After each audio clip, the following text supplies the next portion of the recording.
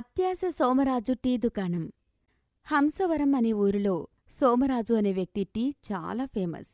అందుకే అతని టీ కోసం ప్రతిరోజు ఎక్కడెక్కడ్నుండో జనం వచ్చి సోమరాజు దగ్గర టీ తాగి వెళ్తుంటారు. ఒకరోజు ఒక పెద్దాయన సోమరాజు దగ్గర టీ తాగడానికి వచ్చి ఇలా అంటున్నాడు. చూడు సోమరాజు, నిజంగా జనం నీ దగ్గరకు టీ తాగడానికి ఎందుకొస్తారో తెలుసా? నువ్వేదో రూపాయికే టీ అమ్ముతున్నావని కాదు, ఆ రూపాయి టీయే అయినా అది చాలా రుచిగా ఉంటుంది. అసలు నీ టీ కొట్టుకి సోమరాజు టీ కొట్టు అంటే చాలామందికి తెలీదు తెలుసా? ఒక్క రూపాయి టీ కొట్టు అంటే అందరికీ తెలుస్తుంది అని చెప్పి ₹1 ఇచ్చి టీ తాగి వెళ్ళాడు. ఈ విధంగా సోమరాజు చాలా సామాన్యంగా అందరికీ అందుబాటు ధరలు తన ₹1 టీ కొట్టుని చక్కగా నడుపుతున్నాడు. ఒకరోజు పక్కింటి సావిత్రమ్మ సోమరాజు భార్య దగ్గరికి వచ్చి ఇలా అంటుంది. ఏమ్మా సావిత్రమ్మ, మీ ఆయన ఇలా ₹1కే టీ అమ్ముతుంటే మీ బతుకులు ఎప్పటికి బాగుపడతాయి చెప్పు. అసలు రూపాయి వేస్తే ముష్టోడే తీసుకోడు, అటువంటిది రూపాయికి టీ తయారు చేసి అమ్మడమేంటి?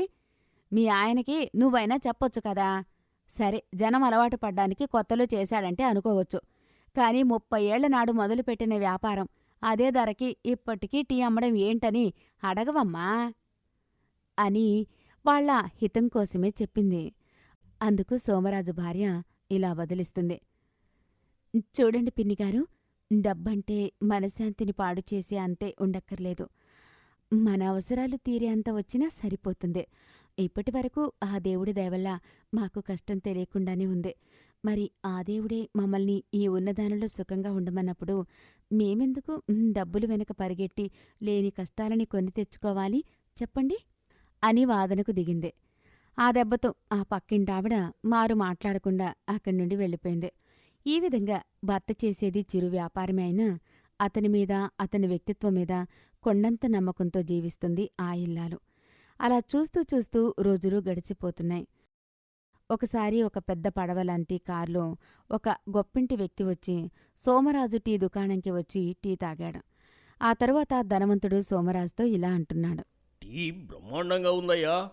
ఏ స్టార్ హోటల్లోనూ ఇంత చక్కటి టీ దొరకదు, అంత బాగుంది. సరే, ఎంత బాబు టీ అని అడిగాడు. అప్పుడు సోమరాజు నవ్వుతూ ఇలా బదిలిస్తున్నాడు. ₹1 అయ్యా అన్నాడు. ఆ జవాబు విన్న ఆ ధనవంతుడు ఇలా అంటున్నాడు. ఏంటి, ₹1?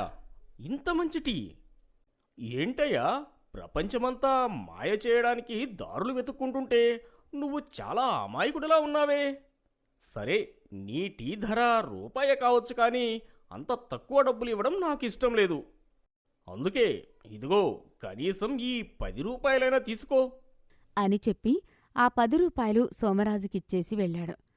ఇక అది మొదలు ప్రతిరోజు ఆ ధనవంతుడు అటుగా వచ్చిన ప్రతిసారి సోమరాజు అమ్మే చక్కటి టీ తాగి ఎప్పటిలాగానే ₹10 ఇచ్చి వెళ్ళేవాడు.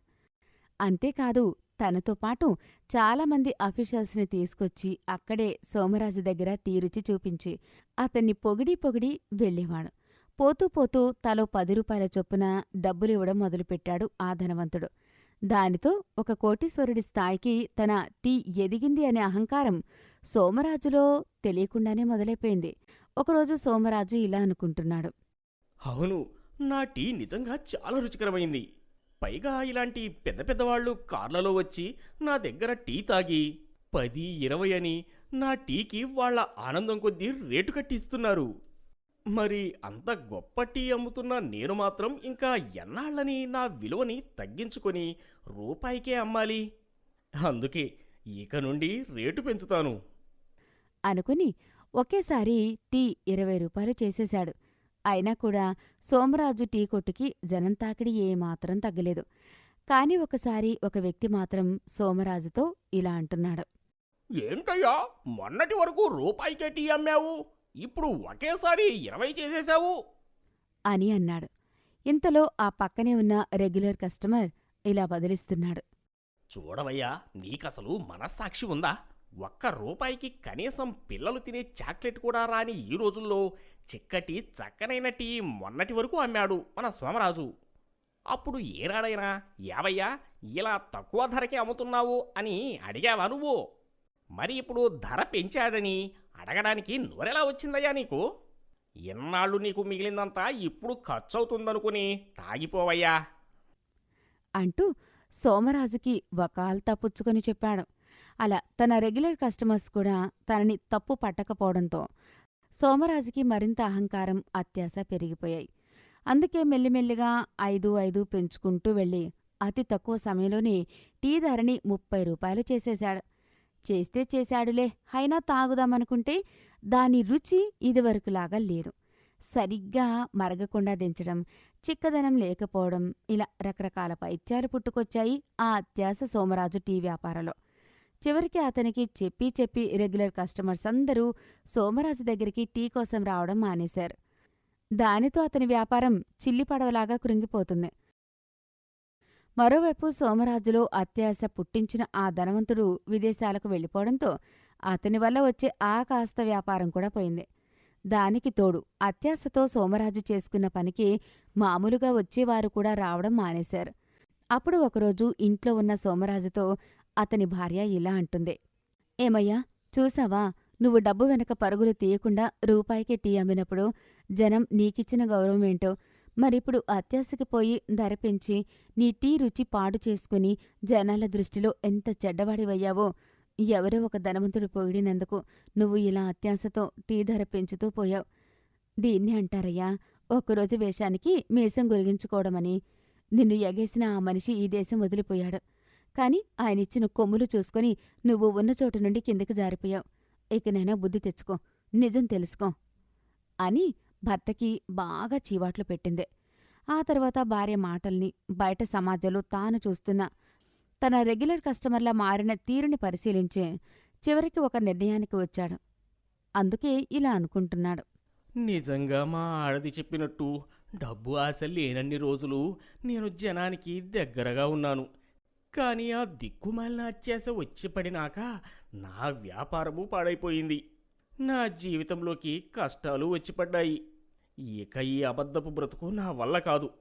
నేను పాత సోమరాజునే అవ్వాలి అనుకుని తన పేరుకి గౌరవం దక్కే చోటుకి తను అమ్మే అదే పాత పద్ధతి ₹1 టీ రుచి నచ్చే జనాల మధ్యలోకి వెళ్ళి మళ్ళీ ₹1 టీ దుకాణం ప్రారంభించాడు. అప్పుడు మనసులో ఇలా అనుకుంటున్నాడు. మళ్ళీ 30 ఏళ్ళు వెనక్కి వచ్చి పడ్డానన్నమాట. అందుకే పెద్దోళ్ళు అంటారు, జీవితం వైకుంఠపాళి లాంటిది అని. చిన్న చిన్న పాములు ఎన్ని మింగినా పెద్దగా నష్టపోము. కాని ఒక పెద్ద పాము మింగితే మొదటికి వచ్చి చేరతాము. సరే, అత్యాశ నేర్పిన పాఠం ఉంది కదా. ఇక జీవితంలో మళ్ళీ దాని ఛాయ కూడా నా మీదకి చారనివ్వను అనుకుని తన ₹1 టీ వ్యాపారాన్ని చేసుకోసాగాడు.